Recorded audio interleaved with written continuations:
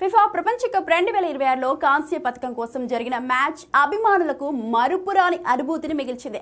ప్రపంచ కప్ చరిత్రలోనే అత్యంత ఉత్కంఠభరితమైన అత్యధిక స్కోర్ నమోదైన మ్యాచ్లలో ఒకటిగా నిలిచిన ఈ పోరులో ఇంగ్లాండ్ 6-4 తేడాతో ఫ్రాన్స్ ను ఓడించి కాంస్య పథకాన్ని సొంతం చేసుకుంది.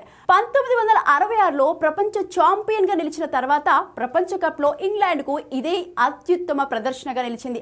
మ్యాచ్ ప్రారంభం నుంచే ఇంగ్లాండ్ దూకుడుగా ఆడింది.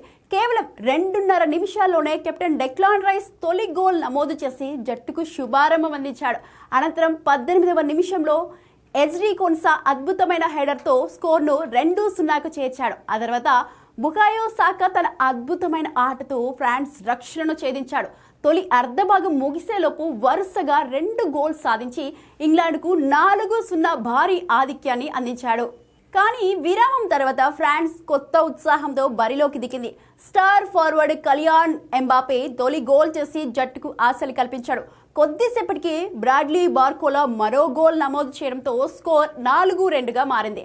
66వ నిమిషంలో ఎంబాపే మరో గోల్ చేసి స్కోర్ను 4-3కు చేర్చాడు. ఈ గోల్తో ప్రపంచ కప్లో తన గోల్ సంఖ్యను 10కి పెంచుకున్న ఎంబాపే గోల్డెన్ బూట్ రేస్లో ముందంజలో నిలిచాడు. దీంతో మ్యాచ్ మరింత ఉత్కంఠంగా మారింది. అయితే ఫ్రాన్స్ సమం చేసే ప్రయత్నాల్లో ఉండగా 87వ నిమిషంలో ఇంగ్లాండ్కు పెనాల్టీ లభించింది.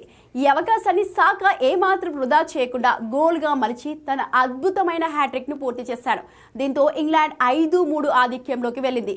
ఇంజూరీ టైంలో ఉస్మాన్ డెంబేలే మరో గోల్ చేసి స్కోర్ను 5-4కు తగ్గించి ఉత్కంఠ పెంచిన చివరి నిమిషాల్లో ప్రత్యామ్నాయ ఆటగాడిగా బరిలోకి దిగిన జూడ్ బెల్లింగ్హామ్ అద్భుతమైన గోల్ చేసి ఇంగ్లాండ్ విజయాన్ని ఖాయం చేశాడు. ఈ విజయంతో ఇంగ్లాండ్ ఫిఫా ప్రపంచ కప్ 2026లో కాంస్య పథకాన్ని కైవసం చేసుకుంది.